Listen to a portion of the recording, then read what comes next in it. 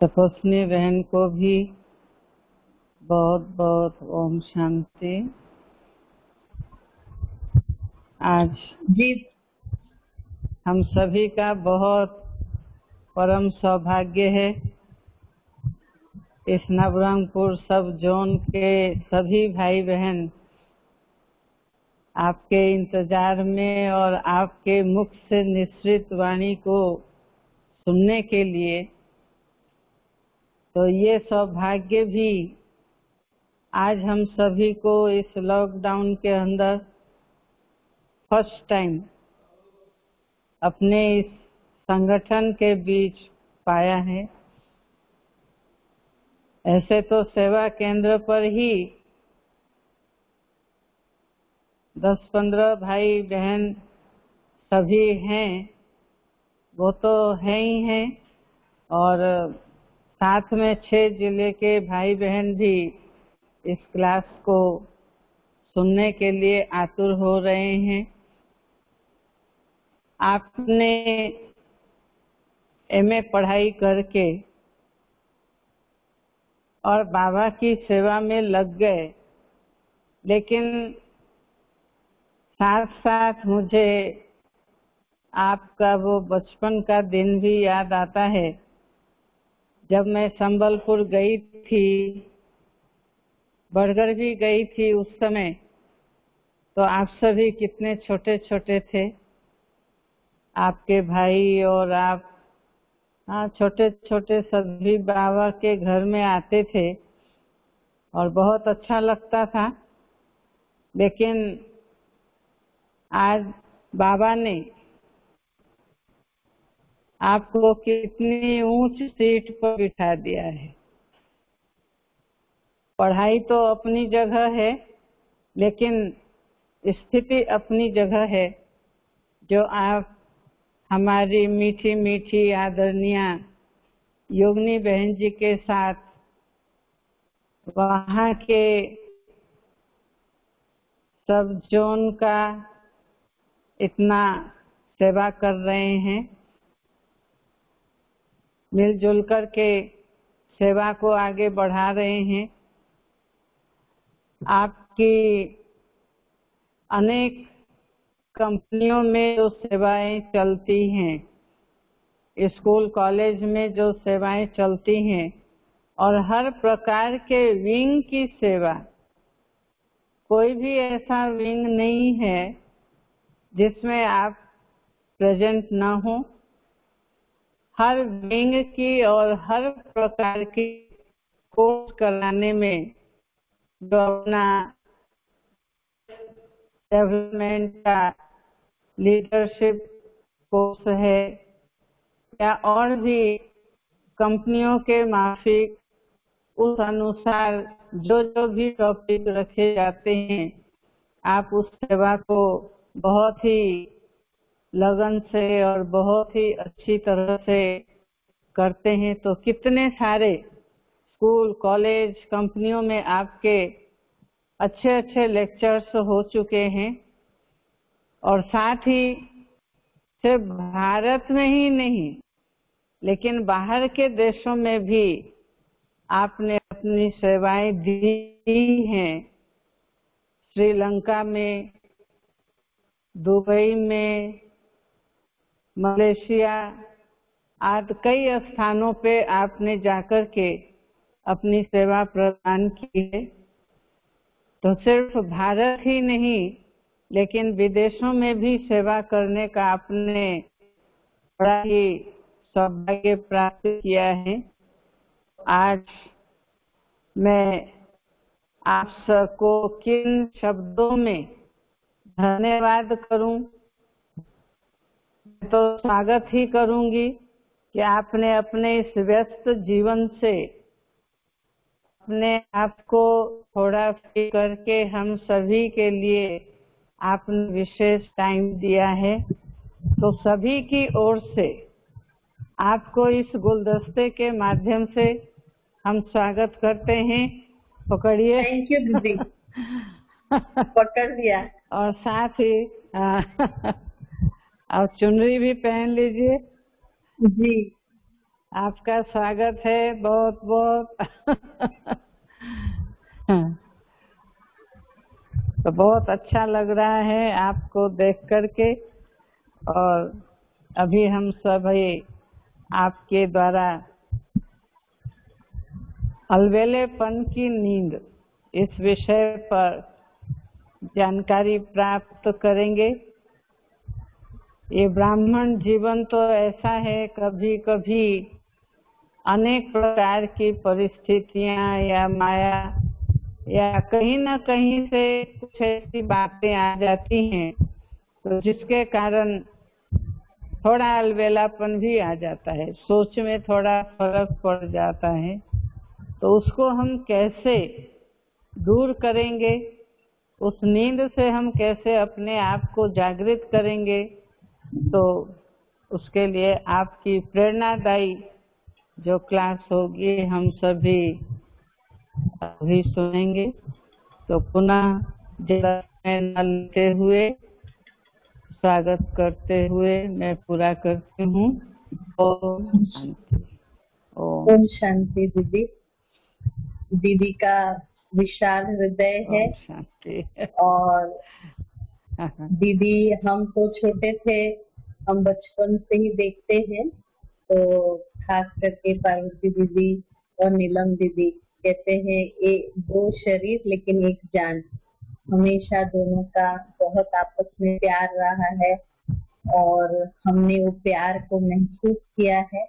पहले तो जो भी छोटा प्रोग्राम भी होता था तो उड़ीसा के सभी इकट्ठे होते थे और बहुत प्यार से इकट्ठे होके कार्य करते थे। तो मुझे वो दिन याद है।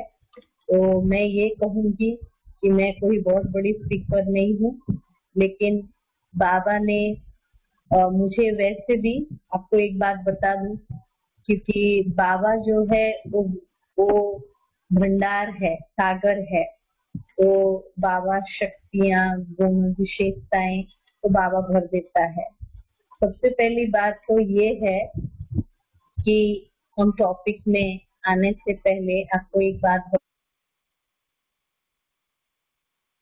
मैंने अपने जीवन में एक बहुत ही बात सीखी है कि बचपन से मुझे पहले स्टेज में बोलना या स्टेज के फ्रंट में जाना मुझे इतना अच्छा नहीं लगता था।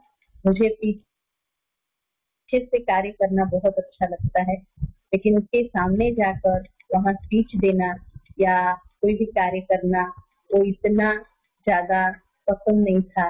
लेकिन बचपन से ही पार्वती दीदी हमेशा मुझे आगे करते थे और कोई भी कार्यक्रम होता था तो दीदी हमको उसका मौका देते थे और कहते थे कि आप आज नहीं भविष्य में भी ऐसे कार्य करेंगे। तो मैं ये समझती हूँ बाप दादा तो है ही, लेकिन हमारी जो बड़े हैं और हमारे माता पिता सभी की जो दुआएं हैं और भाई बहन खास करके ब्राह्मणों की जो दुआएं हैं, उन दुआओं से हम पले, इसलिए हमारा जो मार्ग है वो बहुत सरल और सहज हो गया। आज भी मैं ये महसूस करती हूँ कि मैं क्या पुरुषार्थ करती हूँ, मुझे इतना वो नहीं पता, लेकिन मुझे ये पता है कि सभी की दुआएं वो आगे कर रहे हैं। तो बाप दादा ने कई अपने महावाक्य में कहा है कि दुआओं के जो पात्र होते हैं तो उनको सहज रीति सब कुछ मिल जाता है।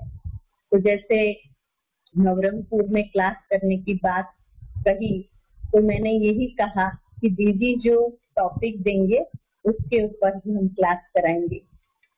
क्योंकि उसमें बड़ों की दुआएं छुपी हुई है। तो जब वो दुआएं ले लेते हैं तो बहुत सहज हो जाता है। तो आप सभी को ये कहानी तो पता है कि एक राजा थे और उस राजा ने पूरे शहर में घोषणा की। उन्होंने कहा कि जिसको जो चाहिए वो आज के दिन ले ले। तो कोई धन ले रहे थे, कोई जो है जगह ले रहे थे और हर एक अपना अपना सामान बटोर रहे थे। उस समय एक छोटी सी बच्ची आई, क्योंकि जिस चीज पे हाथ रखेंगे वो आपका है उस दिन।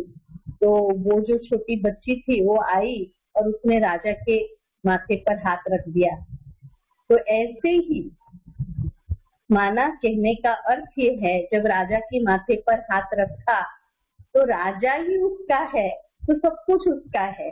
तो इसी प्रकार हम सभी ब्राह्मणों का ये सौभाग्य है कि हम बच्चों को बाबा ने हमारे माथे पर हाथ रखा और हम सभी को ऐसा भाग्य मिला।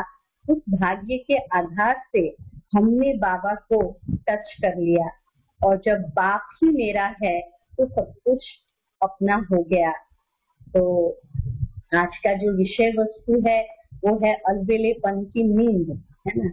तो वैसे ब्राह्मण जीवन में जैसे हम कोर्स करते 7 दिन का, तो उसी समय ही हमको पता चल जाता है कि हमको क्या ग्रहण करना है और कौन सी बातों को छोड़ना है। तो जब छोड़ने की बात आती है तो सबसे पहले हमको 7 रोज में डायरेक्टली इनडायरेक्टली हमको ये बताया जाता है 5 महाभूत, काम, क्रोध, लोभ, मोह, अहंकार, ईर्ष्या, द्वेष, ये जो है मुख्य 5 विकार और उसके साथ बहु कुटुंब, ये कुटुंब को भी छोड़ना है। और जैसे जैसे हम इसके कुटुंब को छोड़ते जाते हैं तो हमारे अंदर हम निर्विकारी बनते जाते हैं और जब निर्विकारी बनते जाते हैं तो वैसे ही हमारे अंदर जैसे जैसे हम बुराइयों को छोड़ते जाते हैं वैसे ही धीरे धीरे हमारे अंदर अच्छाइयाँ आ जाती है। मैं तो ये कहूँगी कि अच्छाइयाँ आ जाती है नहीं, लेकिन हमारी विशेषताएं जो हमारे अंदर हैं वो विशेषताएं हमारे अंदर जो इनर पावर, इनर स्ट्रेंथ है वो बढ़ती जाती है। तो आंतरिक शक्ति हमारे सभी के अंदर है और वो आंतरिक शक्तियां बढ़ती जाती है। तो जब अलबेलेपन की नींद की बात कहते हैं तो इसका अर्थ ये है कि 5 विकार के साथ साथ ये जो आलस्य और अलबेलापन है ये ब्राह्मणों के जीवन में बहुत ही हानिकारक या नुकसान कारक कह सकते हैं। तो आप सभी को ये पता होगा। दीदी आपका स्पीकर ऑन है। अच्छा, आपके स्पीकर बंद कर दीजिए, बहुत आवाज आ रहा है।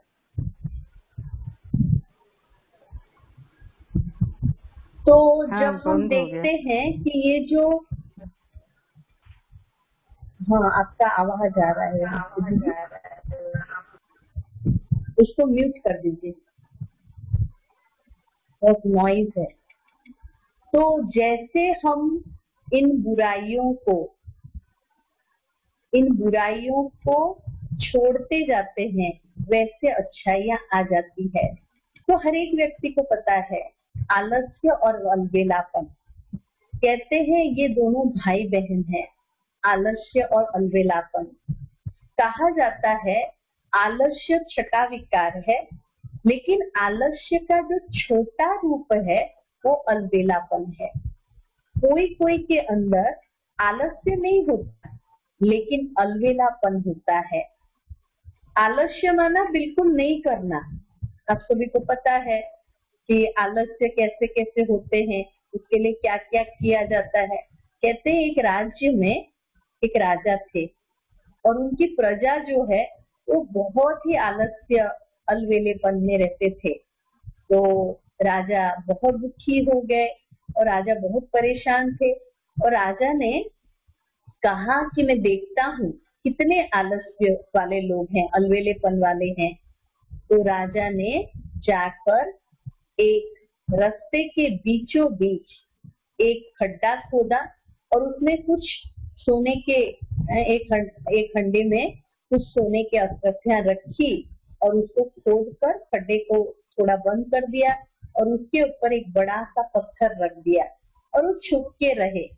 तो सुबह से लेकर, क्योंकि मार्केट के बीच में रखा था, तो सुबह से लेकर रात्रि तक बहुत सारे यात्री वहां से गुजर रहे थे, लेकिन सब लोग यही कहते थे कि कौन सा मूर्ख है जो ये रास्ते पर पत्थर रखा है, क्यों ये पत्थर रखा है, ऐसा कोई रखता है क्या, ऐसे काफी चर्चा कर रहे थे।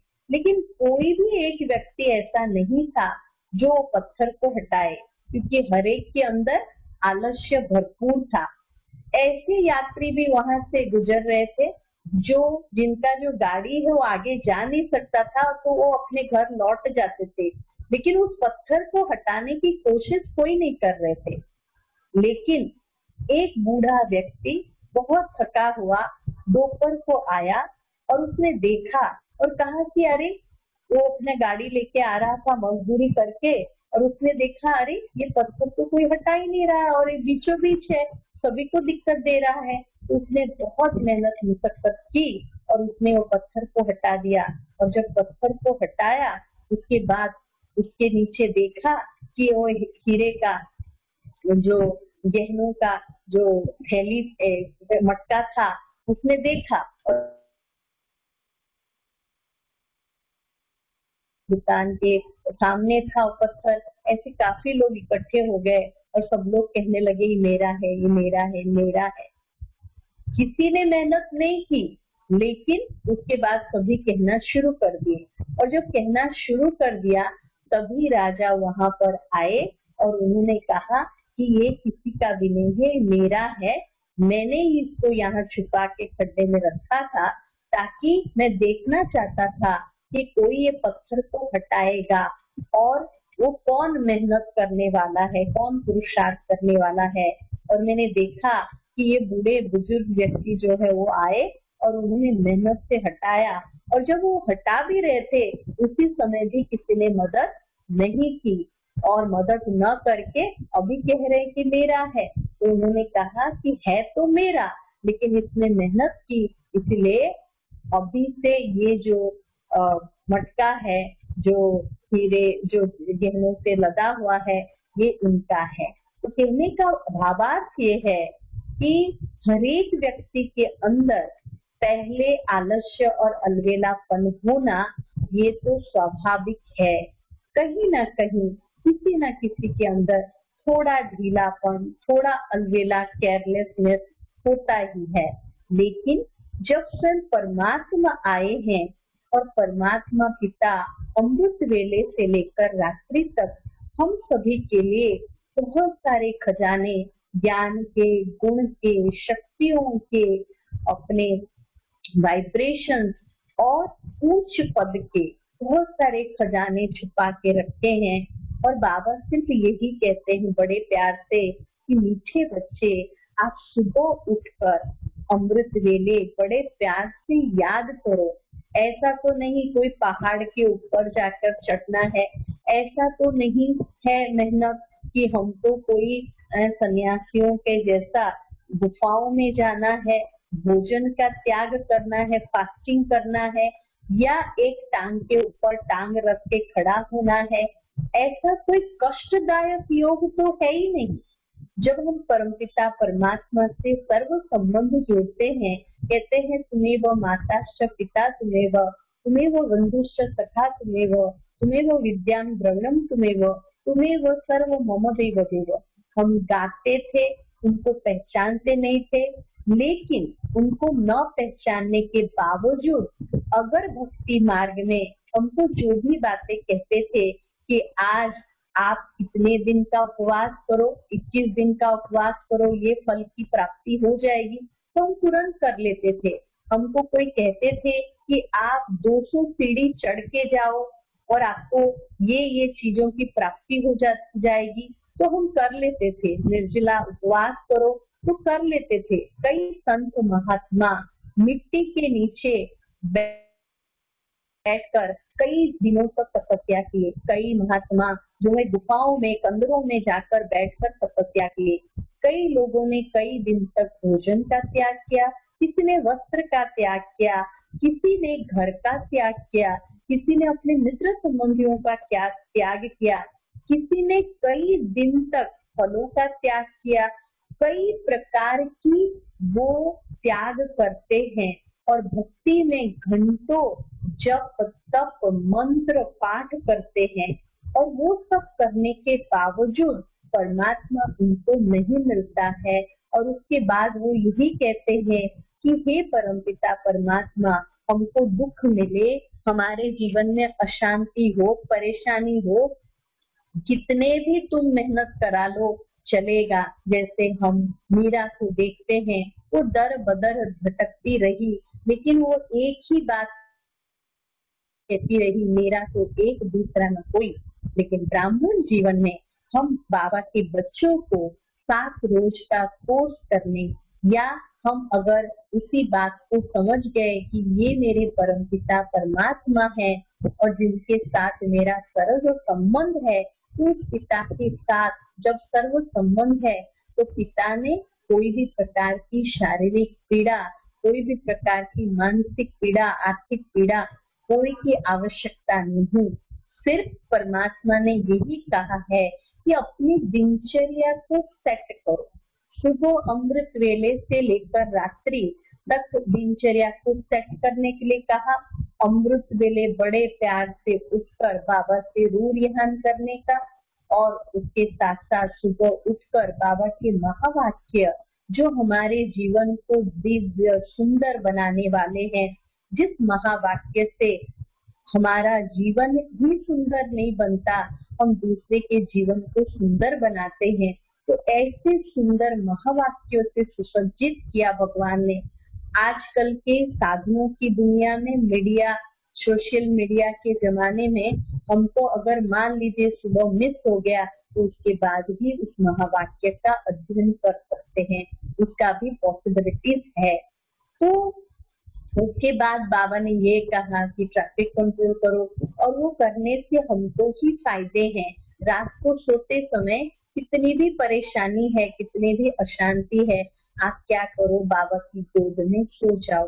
तो यही तो हमारी दिनचर्या है, और इस दिनचर्या में कोई मेहनत नहीं, कोई मुकसद नहीं, कोई तकलीफ नहीं, और उसके बावजूद हम अलवेलेपन की नींद में सोए पड़े हैं, तो क्या कहेंगे। इसलिए कहते हैं कि भगवान आए थे छप्पर फाड़ कर देने के लिए, और हम द्वापर युग से 63 जन्म से यही गीत गा रहे थे कि हे प्रभु आप आएंगे तो हम वारी जाएंगे।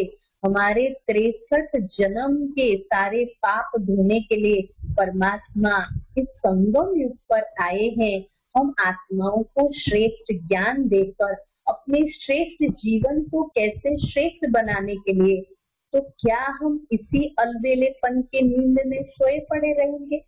क्या हम यही सोचते रहेंगे कि अरे उसको मिलता है, मेरे को क्यों नहीं मिलता है, उसका भाग्य ज्यादा है, मेरा क्यों नहीं है? तो अभी भी हम वो कंपैरिजन में रहेंगे। क्या करेंगे? क्यों ये अलबेलेपन की नींद है? इसका कारण यही है, कहीं न कहीं स्व चिंतन, परमात्मा चिंतन की कमी है। अगर स्व चिंतन करेंगे, परमात्मा चिंतन करेंगे और अपनी दिनचर्या को सेट करेंगे, तो कभी भी अलबेलेपन के नींद में सोएंगे नहीं। वैसे तो कहा जाता है नींद हर एक को प्यारी होती है। अगर कोई हमको नींद तोड़ता है तो हमको अच्छा नहीं लगता है, लेकिन पूरे 5000 वर्ष में परमात्मा का ये महावाक्य है। परमात्मा ये कह रहे हैं कि पूरे 5000 वर्ष में एक ही संगम युग 100 साल, उसमें भी आपका कितना पार्ट है वो आप सभी को अपना अपना जो मीटर है आप सभी को पता है। तो जब परमात्मा पिता पूरे 4900 ईयर्स हम सभी को सुख शांति पवित्रता से भरपूर करेंगे, तो क्या उसके लिए 100 साल में भी पता नहीं, 50 साल 20 साल, हमारी दीदियां जैसे नीलम दीदी ये लोग 50 साल से अभ्यास कर रहे हैं, हम शायद हमको बचपन से ये भाग्य मिला इसलिए 40 साल हो गया। वैसे तो अलग अलग व्यक्तियों का, किसी का 10 साल, किसी का 12 साल, किसी का 15 साल होगा। तो क्या इतना अभ्यास नहीं कर सकते? जो परमात्मा गारंटी करता है कि मैं पूरा 5000 वर्ष, और ये संगम युग में अगर उसको याद करेंगे तो सुख की अनुभूति ही तो होगी है? जैसे बाप दादा ने कहा है, तूने रात गवाई सो के, दिवस गवाया खाई के, हीरे जैसा अनमोल जीवन कौड़ी जैसा जाए रे। तो मुझ आत्मा को अपने जीवन में जब ये एहसास हो गया कि स्वयं भगवान मिला है, पार वतन में रहने वाला मुझ आत्मा के लिए इस धरती पर परकाया प्रवेश करके आ गया। जैसे मान लीजिए आपके कोई मित्र संबंधी हो और आपके लिए मेहनत करके वो आ जाए, तो क्या आप उनको भूलेंगे? आप अगर मान लीजिए आपका कोई पुराना मित्र बहुत दिन के बाद आए आपके घर में, और आपके घर में बहुत छोटा सा आपका घर, मान लीजिए मुंबई में हम जैसे रहते हैं, कई लोगों का घर होता है, 1 बेडरूम हॉल किचन। तो जब गेस्ट आते हैं, मित्र संबंधी आते हैं, तो लोग क्या करते हैं? यही करते हैं कि अपना बेडरूम उनको दे देते खुशी खुशी से। वो जितना भी समय रहेंगे उनके साथ कितना, कई लोग तो छुट्टी ले लेते हैं, कई लोग तो और क्या करते हैं कि उनके जो भी उनको करना है वो 2-4 दिन जब रहेंगे तो उनके साथ कितना खुशी खुशी से बिताते हैं। तो आज जैसे आज के महावाक्य में भी बाबा ने ये कहा था कि आखिर वह दिन आया आज। तो स्वयं भगवान इस संगम युग में, इस संगम घड़ी में परमात्मा आ चुके हैं और मुझ आत्मा को विशेष वरदानों से, विशेष विशेषताओं से भरने के लिए और मेरा ही जीवन को हीरे जैसा बनाने के लिए पूरे कल्प में और किसी ने हमारे लिए नहीं सोचा, और परम पिता परमात्मा हमारे लिए सोचकर हमको ये दिव्य ज्ञान दिया, दिव्य नेत्र दिया, दिव्य बुद्धि दी। और उसके बाद भी अगर हम अंधेरेपन के नींद में सोए हैं तो फिर कोई नहीं जगा सकता। इसलिए कहते हैं सोए हुए को कोई भी जगा सकता है, लेकिन जागे हुए को कोई नहीं जगा सकता। तो हम जैसे रावण को बताते हैं, और उसका छोटा भाई जो है वो कौन था? रावण का छोटा भाई था कुंभकर्ण। तो कुंभकर्ण की नींद में सोए रहे तो कोई जगा नहीं सकता, उसको नगाड़ा बजाना पड़ता है। तो इसी प्रकार ये आलस्य और अलबेलापन ये हमारे लिए बहुत ही नुकसानकारक है। और ये आलस्य और अलबेलापन आने का जो मुख्य कारण है वो है कंपैरिजन, एक दूसरे के प्रति ईर्ष्या, एक दूसरे के प्रति जब हम ये कंपेयर करते हैं, इसको मिला मुझे नहीं मिला, इसका भाग्य ऊंच है मेरा नहीं है। लेकिन वो अर्जुन की तरह, जैसे पांडवों में 5 शूरवीर दिखाते हैं, युधिष्ठिर, भीम, अर्जुन, नकुल और सहदेव, इसी प्रकार हम पांडव हैं, परमपिता परमात्मा के बच्चे। तो पांडवों का गायन 5 पांडव का तो है ही, लेकिन उसमें सबसे अधिक अर्जुन का है। अर्जुन को जब आंख की पुतली दिखाई दी उसके बाद उसको कुछ भी नहीं दिखाई दे रहा था, इसीलिए अर्जुन जीत गया। कहते हैं अर्जुन माना हम सभी बाबा के ब्राह्मण कुलभूषण बच्चे जो ज्ञान को अर्जन करते हैं। तो अर्जुन को जैसे एक ही चीज दिखाई देता था, वो कभी भी कोई अवसर को नहीं छोड़ता था। इसी प्रकार इस कलयुग की अंतिम प्रहर में, इस संगम युग में अभी सिर्फ संगम युग का बाकी 16 साल है। तो इस समय को अगर हम, ये हमारा बहुत सुंदर सुनहरा समय है, इस बात को हम न समझे और अभी भी अलबेलेपन की नींद में सोए पड़े रहेंगे तो फिर मेरा तो कोई कल्याण नहीं कर सकता। तो जैसे मैंने कहा कि स्वयं स्वचिंतन और परमात्म चिंतन, पर चिंतन, पर दर्शन और मत को काट कर परोपकारी बने।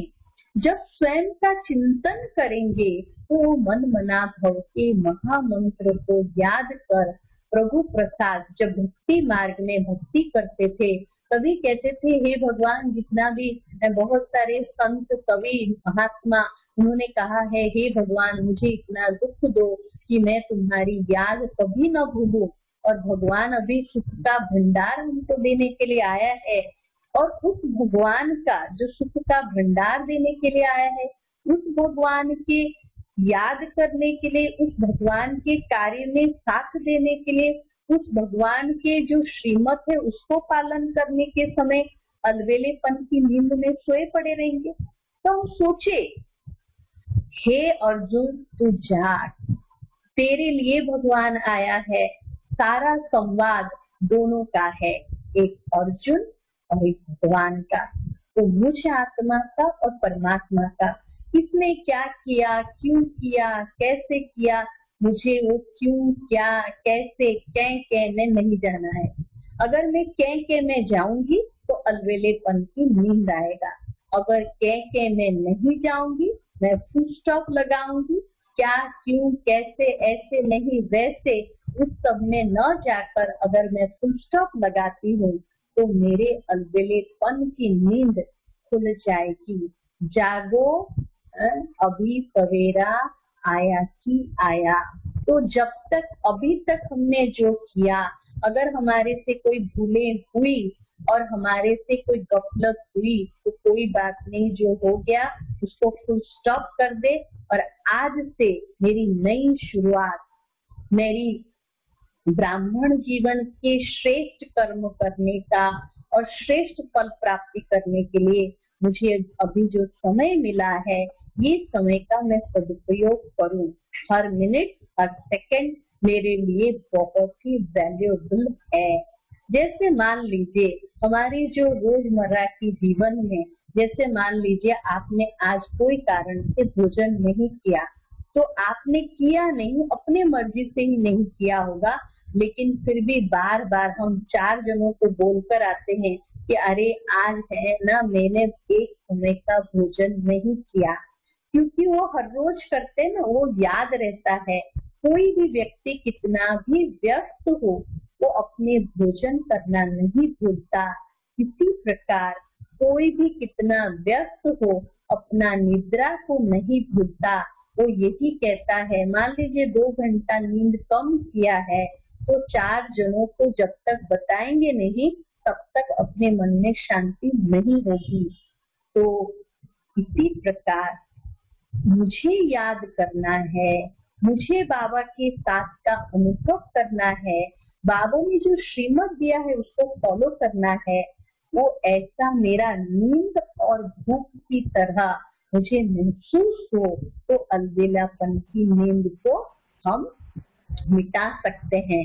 तो एक बहुत सुंदर बात कहते हैं कि एक संत थे और उस संत के सामने कई शिष्य आते थे और वो संत हमेशा सभी शिष्यों को शिक्षा भी देते थे और उनको पता चल जाता था कि कौन सा शिष्य टिकने वाला है और कौन सा शिष्य वहां से निकलने वाला है। क्योंकि आप सभी को पता है, शिक्षा वही ग्रहण कर सकता है जो स्वयं को इच्छा हो, जो ये सोचे कि मेरे लिए बहुत जरूरी है, बहुत आवश्यक है। अगर ये सोचता रहे कि सामने वाला क्या करता है, क्यों करता है, कैसे करता है, जब मन में प्रश्न आता है तो वो कभी भी शिक्षित नहीं बन सकता, वो कभी भी गुरु की जो श्रीमत है उसको पालन नहीं कर सकता। तो वो बहुत सिद्ध पुरुष थे, तो उन्होंने अपने शिष्यों को वो कभी मना नहीं करते थे। काफी लोग आते थे, वहाँ शिक्षा ग्रहण करते थे और फिर चले जाते थे।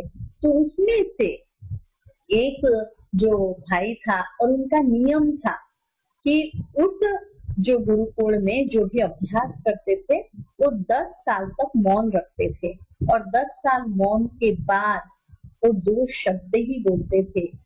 तो ऐसा एक शिष्य था, गुरुजी भी नहीं बोलते थे और वो जब पढ़ाई कराना होता था, शिक्षा देना होता था तब शिक्षा देते थे, उसके बाद पूरे दिन में मौन में रहते थे। तो मौन में तपस्या कर रहे थे और उसी समय उनका शिष्य आया और उस शिष्य ने बहुत अच्छी, तो उनको 10 साल के बाद आया और वो कुछ बोलना चाह रहा था और शर्त ये था कि 10 साल में मौन रहना है 10 साल और उसमें 2 ही शब्द बोलने हैं।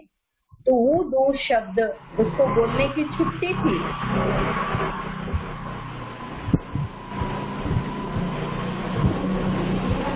दीदी स्पीकर बंद कर दीजिए। दीदी स्पीकर बंद कर दीजिए।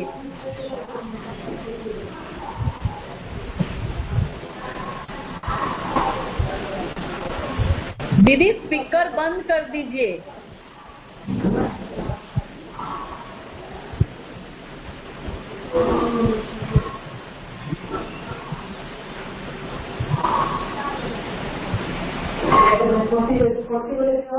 स्पीकर बंद कर दीजिए प्लीज। तो इस प्रकार से 10 साल के बाद उनको 2 ही शब्द बोलने की छुट्टी थी। तो उस समय वो शिष्य आए और उन्होंने कहा मुझे 2 शब्द बोलना है। तो गुरुजी ने इशारे से कहा अच्छा बोलो। तो उन्होंने ये शब्द कहा खाना गंदा। माना खाना गंदा है। 2 ही शब्द बोल सकते ना और लंबा तो नहीं बोल सकते। फिर गुरुजी ने सर हिलाया और उसके बाद वो चले गए। चले जाने के बाद फिर 10 साल उन्होंने तपस्या की और मौन में रहे और उसके बाद आए और उन्होंने कहा बिस्तर कठोर, माना वहां का जो बिस्तर है वो कठोर है। तो गुरुजी समझ गए कि भाई ये क्या नोट करता है, कैसे रहता है। और उसके बाद 30 साल के बाद माना तीसरा 10 साल के बाद वो आए और उन्होंने कहा कि रहना नहीं। तो गुरुजी ने कहा ओके। जो व्यक्ति 10 साल तपस्या करने के बाद मौन रहने के बाद अगर कंप्लेन करता है तो शिक्षा ग्रहण नहीं कर सकता।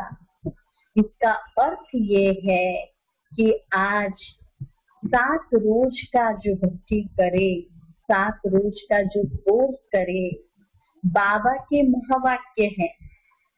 बाबा ने कहा जो 7 रोज का कोर्स कर ले वो बच्चा भी बाबा का परिचय दे सकता है, वो सक्षम है। बाबा ने उस बच्चे को इतनी ताकत दी है। जहाँ बहनें और माताएं कहाँ छुपे हुए रहते थे और बाप दादा आकर उन बहनों और माताओं को गुरु भाई बना दिया। जो माताएं और बहनें कभी बोल नहीं पाती थी उन बच्चों को, उन बच्चियों को बाबा ने मुख खोल दिए और वो पूरे विश्व गुरु बन गए हमारी दादियां। तो बाबा के लिए क्या बड़ी बात है। तो मेरा बाबा के साथ कन्वर्सेशन है, मेरा बाबा के साथ रिलेशन है या मेरा कंपैरिजन है, कंप्लेन है, क्वेश्चंस है। तो ये सब अलबेलेपन की निशानी है। तो मुझे देखना है कि क्या बाबा ने जो महावाक्य कहे हैं उस महावाक्य के एक एक शब्द को मैं अपने जीवन में धारण करती हूँ। उन महावाक्य को मैंने समझा है, उसको मैंने अपने जीवन में लाया है। अगर सचमुच मैंने अपने जीवन में उसको उतारा है तो मेरे पास कोई प्रश्न नहीं होगा। और मेरे जीवन में अगर मेरे को क्वेश्चन है इस ब्राह्मण जीवन में तो सदा के लिए अलबेलेपन की नींद में सोए रहेंगे। यही देखते रहेंगे कि उसको क्या प्राप्ति हुई, उसको क्या प्राप्ति हुई और अपना पुरुषार्थ तो ढीला ही हो जाएगा। लेकिन अगर मैंने सर्व संबंध परमात्मा के साथ जोड़े हैं, सर्व शक्तियां उनसे प्राप्त की है, मेरे को जो मिला है उससे मैं खुश रहूंगी और मेरे प्राप्ति से मैं जो खुशी के, उमंग, उत्साह के मेरे अंदर होंगे उससे मैं दूसरों को भी दूंगी। वैसे भी कहते हैं आपके पास जो होगा आप वो देंगे। इसीलिए कहा जाता है धन दिए धन ना छूटे। शिक्षा देने से विद्या बढ़ती है, ये दान का महत्व है कि आप जो देंगे वही मिलेगा।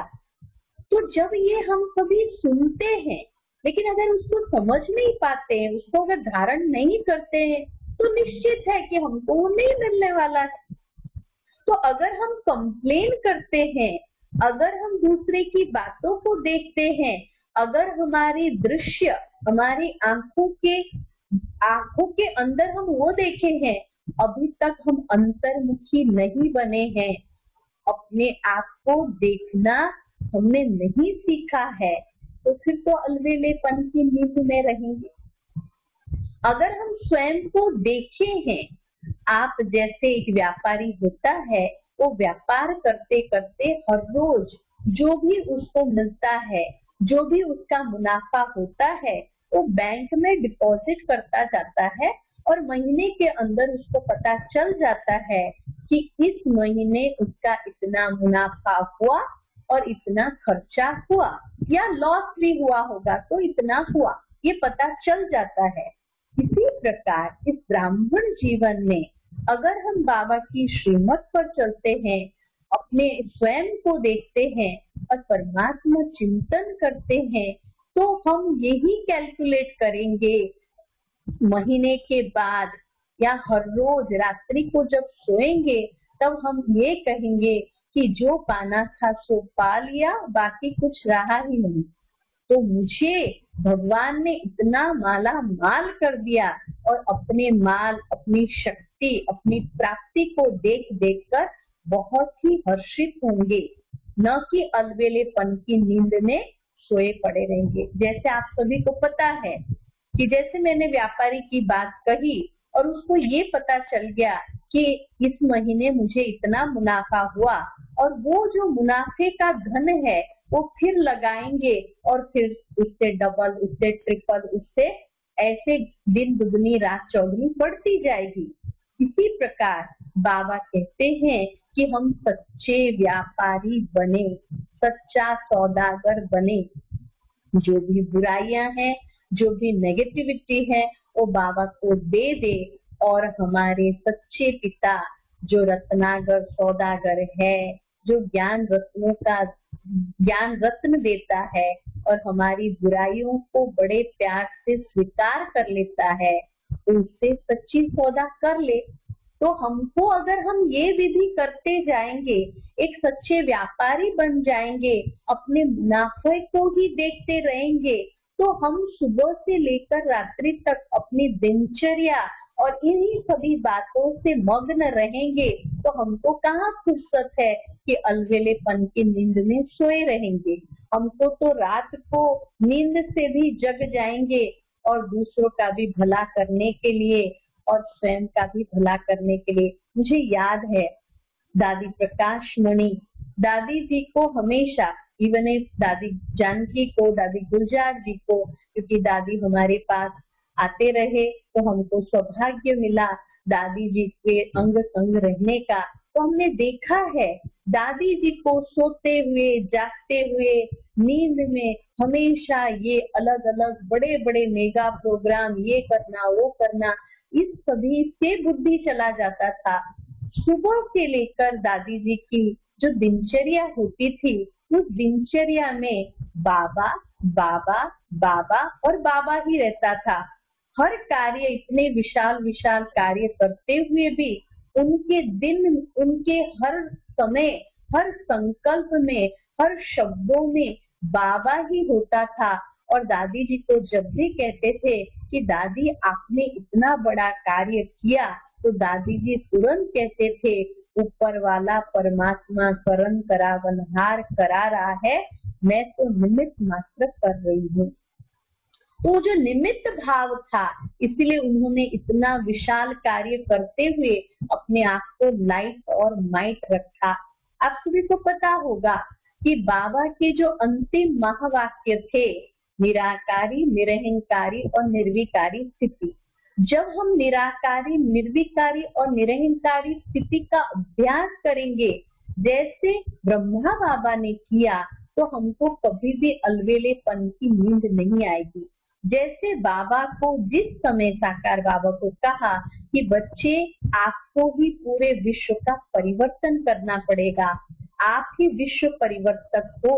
बाबा ने ये नहीं कहा मैं 60 साल का हूँ, मैं कब कैसे करूंगा।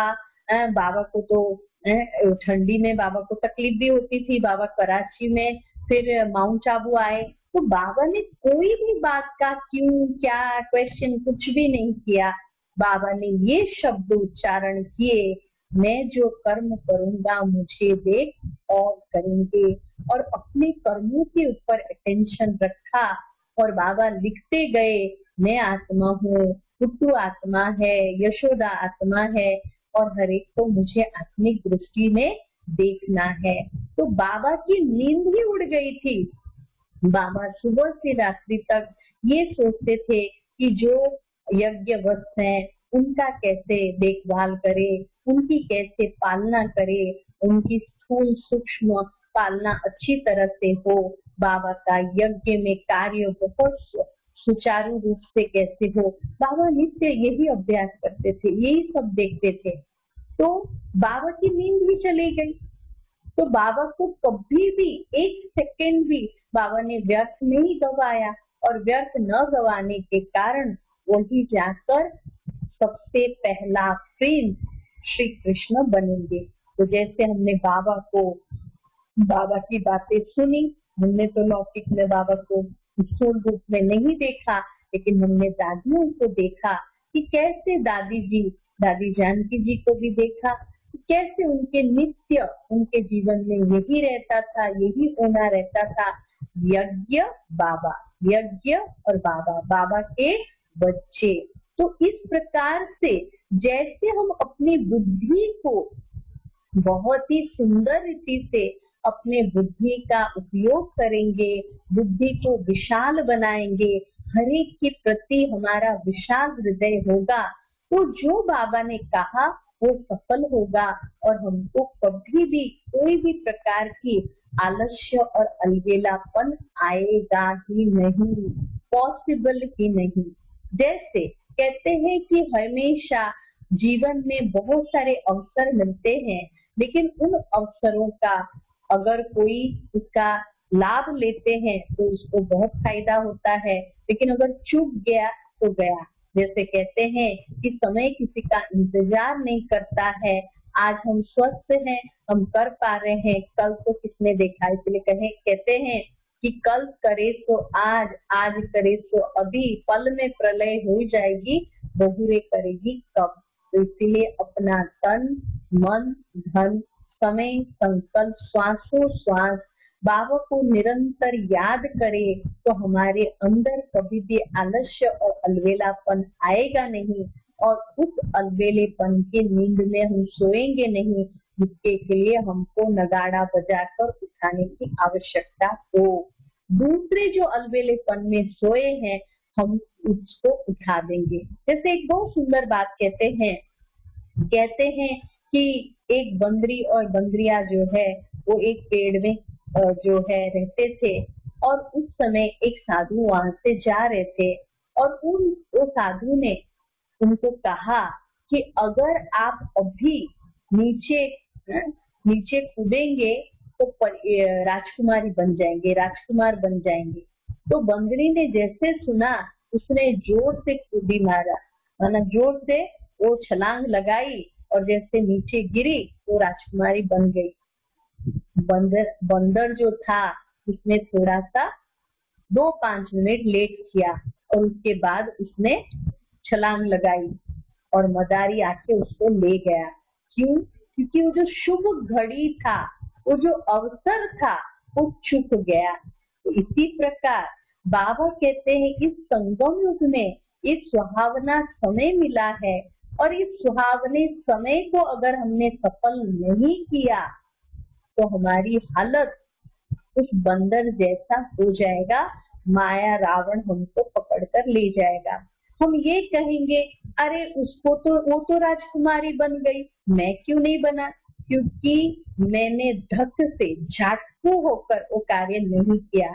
जैसे हमारे साकार बाबा को ये कहा कि बच्चे तुम ऐसा करो तो मुझे अपना तन मन धन समय संकल्प श्वास समर्पित करो, तो मैं तुमको विश्व का महाराजन बनाऊंगा। तो बाबा ने एक क्षण भी देरी नहीं की और अपना सब कुछ सफल किया। तो सफल करने के कारण बाबा अभी इस जन्म में भी सुख शांति के धनी बन गए।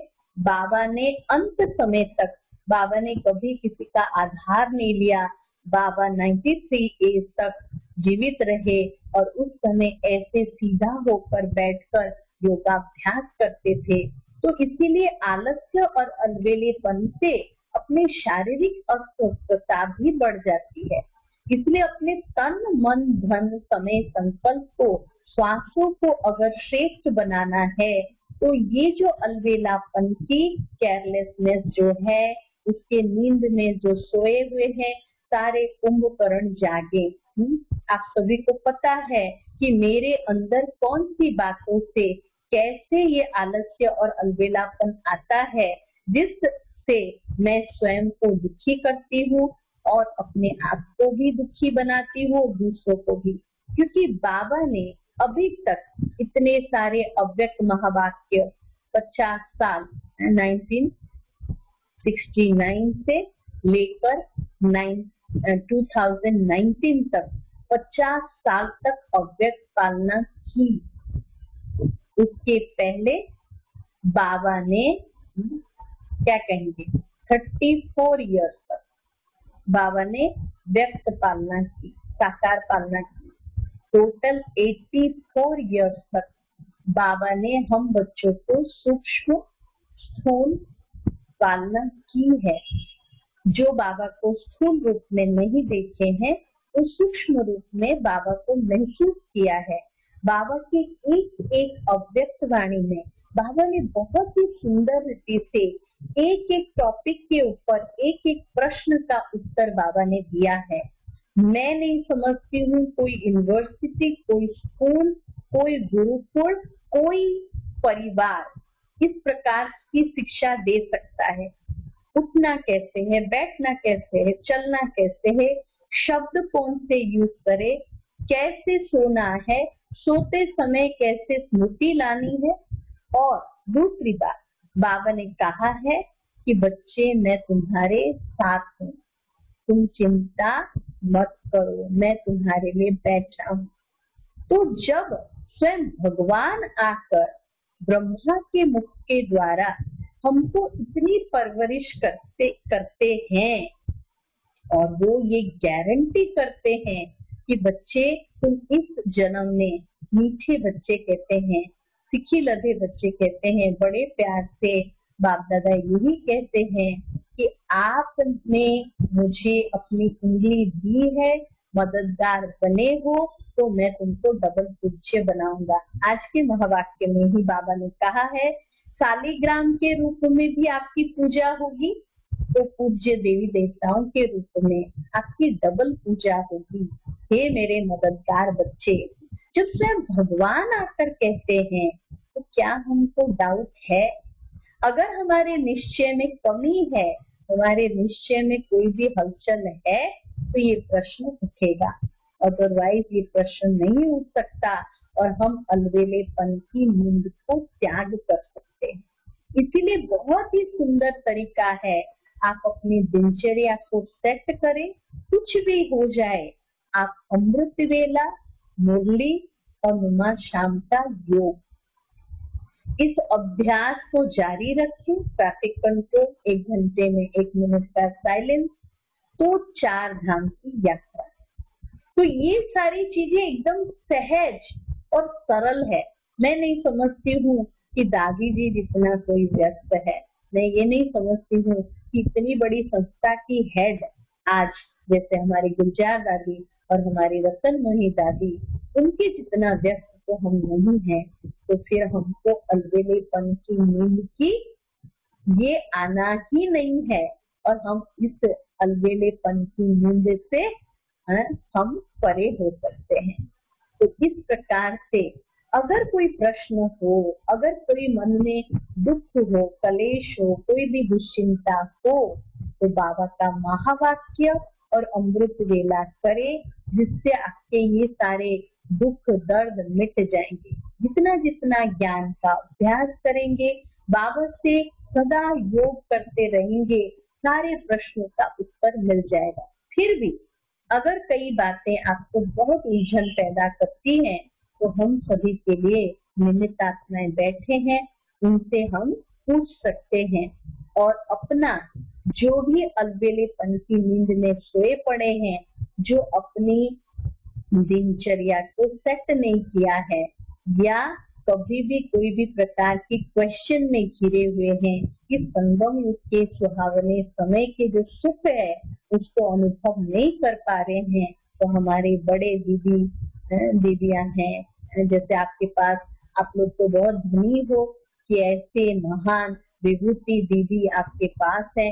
कई जगह पे, कई स्थानों पे तो ऐसे होते हैं, ऐसे बड़े दीदियां नहीं होते हैं, तो उनको ऐसी पालना न मिले ऐसा हो ही नहीं सकता, क्योंकि इन दीदियों ने बाबा के साथ का अनुभव भी किया है और उसके साथ साथ उनका जीवन एक ग्रंथ बन गया, क्योंकि चलते फिरते उठते बैठते बाबा और बाबा के कार्य में उन्होंने जीवन दिया है। तो ज्ञान योग धारणा सेवा में ये लोग जो ऐसे इतने सालों से 50-50 साल से जुड़े हुए हैं, तो उनके जीवन तो कि हमको कैसे नींद आ सकती है, वो अगर जागृत हैं तो हम कैसे सो सकते हैं। तो इस प्रकार से हम अपने आप को ये पूछें। कई बार जैसे हमारा यहाँ पे अंधेरी में हॉस्पिटल है, तो कई हमारे स्टाफ आते हैं, बहुत दूर दूर से नौकरी करने के लिए आते हैं, तो कई बार मैं उनको पूछती हूँ कि भाई आप कितना घंटा काम करते हैं, तो कोई लोग बोलते हैं 14 घंटा, कोई 18 घंटा। तो मैं वही सोचती हूँ, क्या मैं भगवान के घर में रह के 18 घंटा सेवा दे रही हूँ? अगर नहीं दे रही हूँ, हो सकता है फिजिकली हो, मेंटली हो, तो मैं यही कहती हूँ कि अच्छा, मेरे को ऐसा मौका नहीं है कि मैं ऐसा फिजिकली इतना घंटा ये करूं, तो भगवान जो मेरे को खिला रहा है, मेरे को जो रखा है, तो हर एक व्यक्ति के प्रति मैं शुभ भावना तो रख सकती हूँ। तो मेरी शुभ भावना और शुभ कामना हर एक के प्रति हो, जिससे मैं स्वयं भी दिन दुगनी रात चौगनी अपनी तरक्की माना अपनी खुशी को कायम रखूं और दूसरों को भी ऐसा खुशहाल बनाऊं। क्योंकि जितना जितना आप शक्तिशाली बनते जाएंगे, तो दूसरों की शक्ति को भी बढ़ा सकते हैं। लेकिन जब तक आप स्वयं के अंदर उतनी शक्ति को जागृत नहीं करेंगे, तो आप दूसरों को शक्तिशाली कभी भी नहीं कर सकते हैं। तो अलबेलेपन की नींद में वही रहेंगे जो स्वयं की शक्ति को नहीं पहचानते हैं। आप सभी को पता होगा, जैसे फिजिकली कोई वीक होते हैं आजकल, खास करके D3 और विटामिन B12, क्योंकि जो वेजिटेरियन होते हैं वो उनके ब्लड में बनता ही नहीं, क्योंकि आजकल तो धूप कोई लेते नहीं, बाहर इतना जाते नहीं। मुंबई जैसे शहर में अगर बाहर जाए तो भी धूप, क्योंकि फैक्ट्री के इतने धुएं होते हैं, तो मिलता ही नहीं। तो खास करके कहते हैं इंजेक्शन या हर रोज उसकी एक गोली खाने का, जिससे आपके शरीर में ये विटामिन की कमी न हो। इसी प्रकार अगर हम उमंग उत्साह में रहे, बाबा की जो दिनचर्या है, बाबा के महावाक्य जो है, 4 बार उसका स्टडी करें, और जैसे हम उस महावाक्य को 4 बार स्टडी करेंगे और रात को बाबा को पत्र देकर सो जाएंगे, तो हमारे अलबेलेपन की नींद जो है वो समाप्त हो जाएगी। मैं समझती हूँ आप सभी ज्ञानी तो आत्मा है, ब्राह्मण तो भूषण है, आप सभी बहुत सुंदर अभ्यास करते होंगे। और उसके साथ साथ आज जो मुझे इतना सुंदर ये भाग्य दिया सेवा करने का, इसलिए आप सभी ब्राह्मण आत्माओं को बहुत बहुत धन्यवाद, दीदी को खास खास धन्यवाद। और मैं समझती हूँ आप सभी को ये समझ में आ गया होगा कि किस प्रकार से हम अलबेलेपन की नींद से जाग सकते हैं, और हमको अलबेलापन छू ही नहीं सकता। हम सदा अलर्ट, एक्यूरेट और एक्टिव रह सकते हैं। दादी जी हमेशा कहते थे ना, 3 ओम शांति, एक ओम शांति मैं आत्मा शांत स्वरूप हूँ, और दूसरा ड्रामा को एक्यूरेट जाने, और तीसरा है मेरा पिता शांति का सागर है। तो इस प्रकार से अगर कोई भी अलबेलापन हो, परेशानी हो, तो वहाँ 3 फुल स्टॉप ओम शांति कर दे तो आपका अलबेलापन खत्म हो जाएगा और उस नींद से आप जाग सकते हैं। तो इन्हीं शब्दों के साथ मैं अभी अपने शब्दों को विराम करती हूँ। ओम शांति। Thank you.